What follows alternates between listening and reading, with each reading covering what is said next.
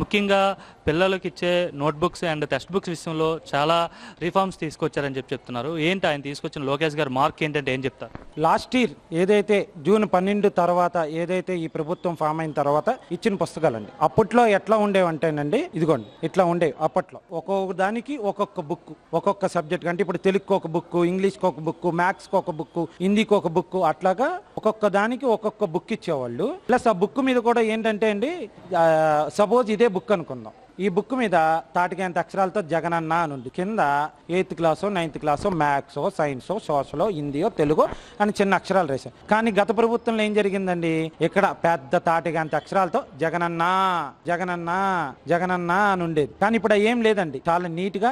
ఇది ఇప్పుడు మీరు అడగచ్చు దీది ఏంటి అని అంటారు. జూన్ 12న ఈ గవర్నమెంట్ అనేది ఫామ్ అయిందండి. దానికి ముందే బుక్స్ ఇండెంట్ ఇవ్వాలి, అన్ని ప్రింటింగ్ అవుతాయి. అవన్నీ వచ్చేటప్పటికి కూడా నేనే 20 సంవత్సరాలు ముఖ్యమంత్రి, నేనే 20 సంవత్సరాలు ముఖ్యమంత్రి అని బ్రహ్మతోటి వీటికన్నిటికీ కూడా జగనన్న బొమ్మలు వేసుకుని మొత్తం ఇదంతా జగనన్నే, మొత్తం జగనన్న జగనన్న జగనన్న. అవన్నీ మళ్ళీ పుస్తకాలన్నీ మార్చి చూడండి. మీ లోపల ఉన్న క్వాలిటీ ఆఫ్ పేపర్ చూడండి, ఇదిగోండి చూడండి, ఇటు చూడండి, లోపల ఉన్న క్వాలిటీ ఆఫ్ పేపర్ చూడండి, అట్ట చూడండి. జగన్ అనే బొమ్మను తీసేసి పిల్లల మీద ఎటువంటి రాజకీయ బొమ్మలు గాని, రాజకీయ నాయకులు గాని, రాజకీయం అనేది పడదు. అంటే చిన్నపిల్లలకి రాజకీయం అంటే ఏంటో తెలియదు. బేసిక్ గా ఎన్ని తీసేసి ఇది ఇట్లాగా పెట్టి ఇక్కడ చూడండి, constituency of India, constitution of India అని చెప్పి రాజ్యాంగం అనే దానికి ఒక రాజముద్రకి వేసి ఇట్లా ఇచ్చారండి. ఇది లోకేష్ గారు వచ్చిన తర్వాత, ఏదైతే ఆయన విద్యాశాఖ మంత్రిగా అయిన తర్వాత అట్టముక్క తీసేసి జగననే తీసేసి ఇట్లాంటిది మెన్షన్ చేసి, ఇదిగోండి ఇది ఫ్రంట్ పేజ్ ఇట్లా ఉంది, ఇది ఈ పేజ్ ఇట్లా ఉంది, చివరి పేజ్ వచ్చేటప్పటికి చూసుకోండి